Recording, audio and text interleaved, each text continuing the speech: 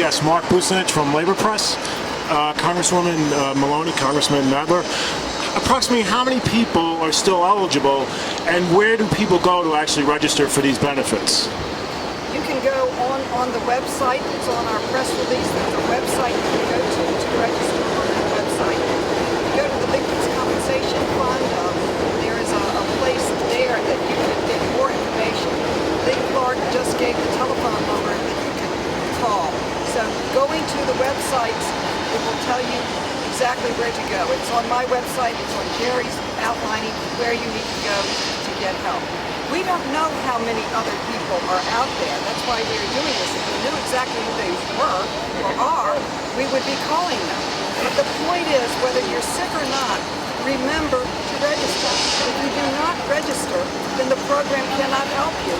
And the program has a deadline of October 3rd of 2013. So you must register. And oftentimes people say, oh, I'm well, I'm fine, I'm just helping my brethren, my brothers and sisters who are sicker than me. And sometimes those individuals become sick too. Particularly the people in the fire and the construction and the steel workers, the people who went into debris, they are really, really sick. And so the message that we're giving today is we all have this clock. They should go to our websites of all of these organizations and see where to register, go to the Victims Compensation Fund, register, and make sure they reach out to their brethren in the labor movement and the community and otherwise. Thank you. Right now there's about 19,000 that have registered for the VCF, and that number's a little low. When originally they thought there'd be 35,000, 40,000, but right now about 19,000 are registered.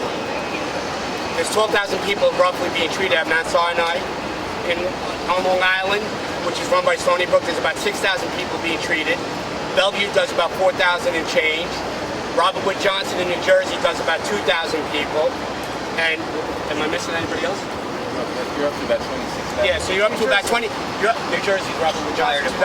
So you're at about 25,000, 26,000 people that are being treated by Centers of Excellence.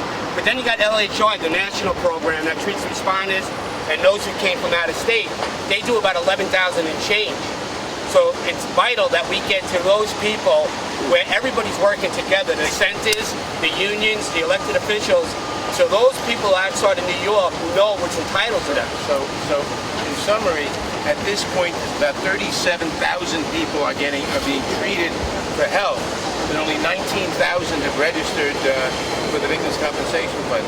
At least those other people ought to register. That's 18,000 more people, plus others.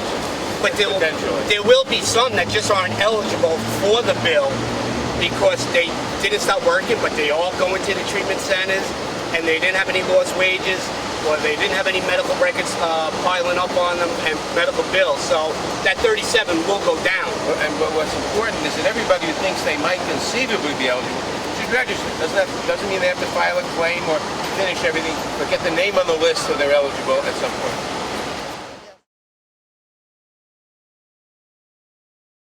John, what are some of the diseases that some of these people that you described are suffering from? Not just physical, but you said emotional as well, right? Post-traumatic is probably the most common illness in the 9/11 community.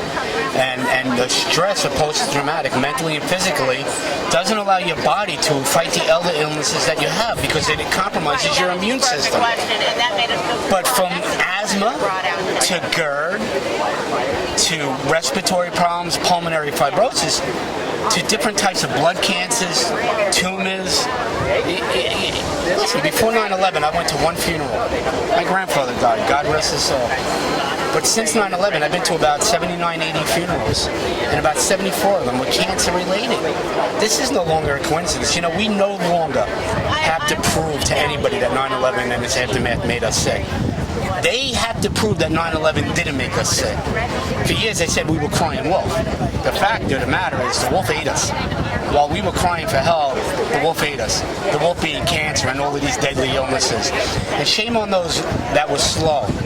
But now that those who were reluctant to help are now helping, they got an obligation and a responsibility to do what's right, and we're going to make sure they do that because, listen, over the years we've rallied in front of offices of congressmen, women. We've walked into offices in D.C. and we're not afraid to do it. This is what we do. At what cost do you not put human life? When is it not enough? We're talking about human life here. We're talking about men and women. We're talking about brothers and sisters and husbands and wives, your neighbors, your friends, and I can't put a value on that. And I'll do anything I can to help them. John, thanks for your time.